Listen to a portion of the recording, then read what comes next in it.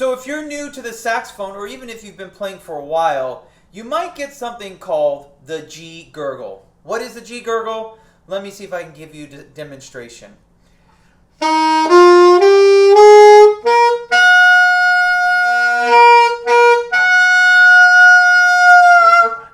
So you hear when I get to that G, it doesn't respond. You either get the pitch up or you get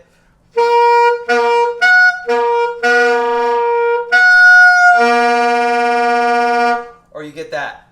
That is what I'm calling the G Gurgle.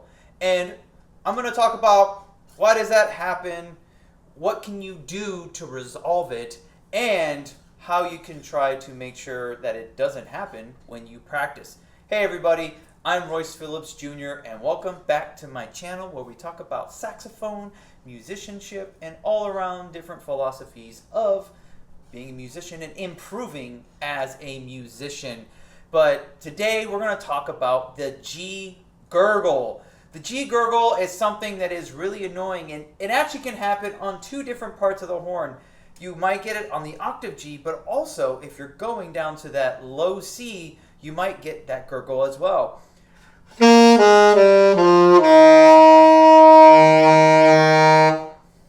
So what is it? It is basically the saxophone not responding to a couple of things based on the way you are playing. And so it is essentially you having to figure out what I think are three different things to resolve this issue. Number one being your embouchure. This is something that is repeatedly said on this channel. Your embouchure is where your sound comes from. It is where you are going to find out if you're biting too much, and if you get down to that low C, it won't respond. You get that octave up, and if you're biting too much going up, you might get that G, but it'll just sound really constricted. So when you're thinking about your embouchure, the embouchure is kind of tough to describe because it depends on the style of music that you want to play. And I would assume most of y'all watching this video are trying to play some sort of improvisational style, which will be jazz, blues, reggae, etc. Whatever your style is. You want to basically, you don't want to roll in your lip as you probably see it in a bunch of other videos. If you're playing a classical style, you will roll in your lip. But if you're playing another style outside of that, you want to actually think of your lip being a little bit out, where you have an ooh, and you're just kind of bringing that bottom lip out, and then you're supporting that reed. So that is the first thing, is thinking about a nice embouchure. And almost every embouchure, I would tell you, is you want to think about those corners being in with that ooh, because if you are thinking about an E or smiling back or rolling in, you're going to be too tight around that reed. So you want to always think about corners on the mouthpiece, because when you have the corners on the mouthpiece, you're not going to be able to pinch that reed because the reed's not on the sides. So that's the first thing.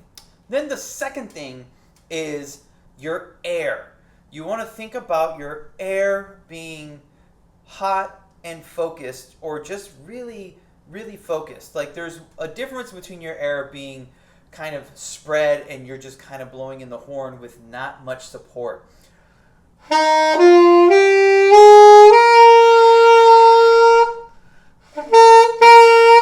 So you want to think about that air being focused and going through the horn. Like you want to push that air through the horn and imagine the air flowing through and out that bell.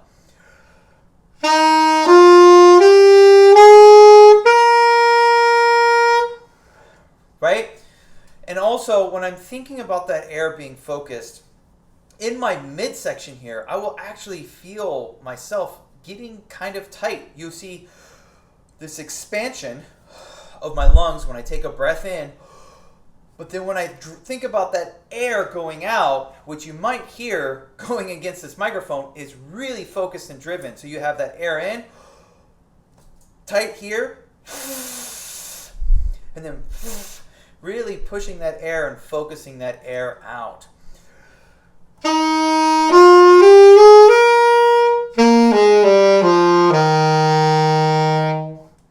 So that is the second thing to think about is your embouchure. So the first is your embouchure, the second is your air, and then the third thing, which I will think is probably most likely your culprit, is incorrect voicing.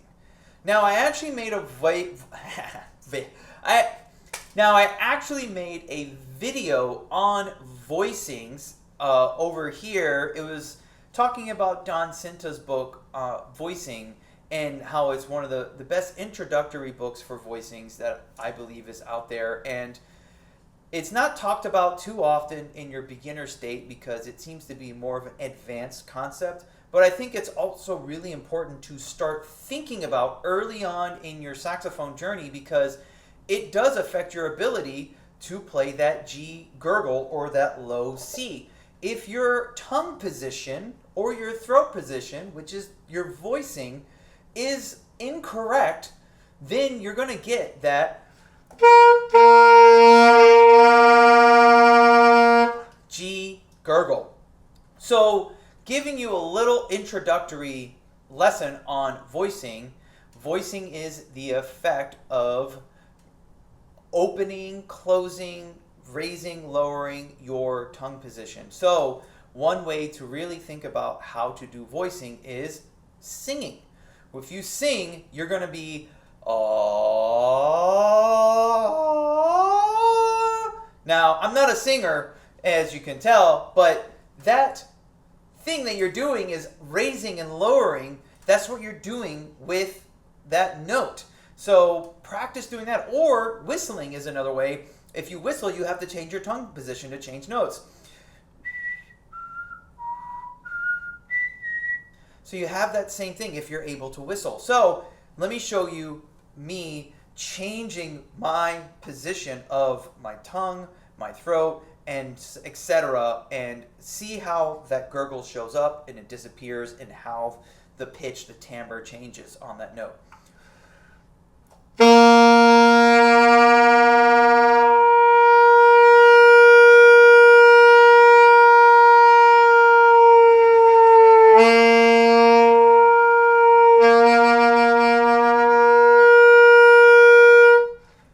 Right? And now let me demonstrate it on the other note, the low C, so that you can hear and notice that same thing.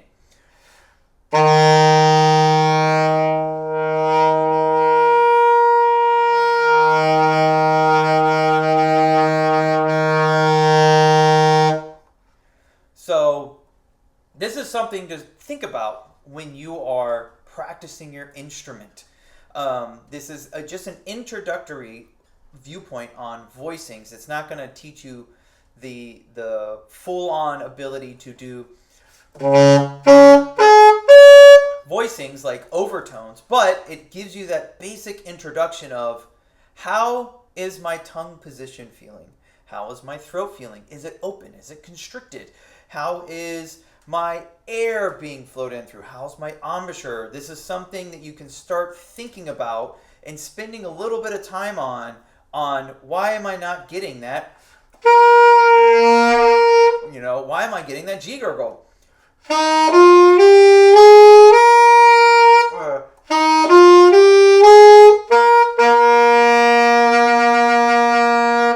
Right?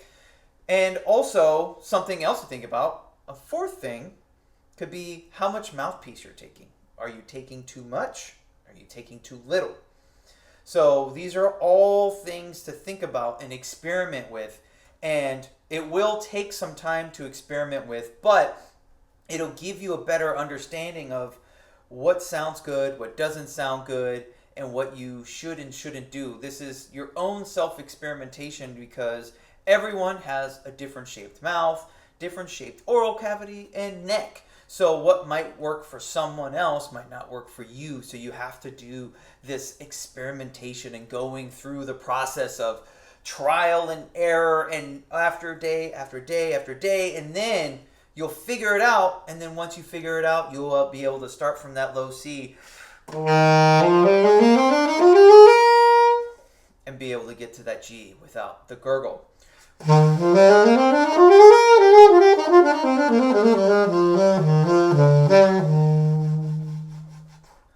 So that's a little short lesson on why you're getting that G gurgle and how you can resolve it.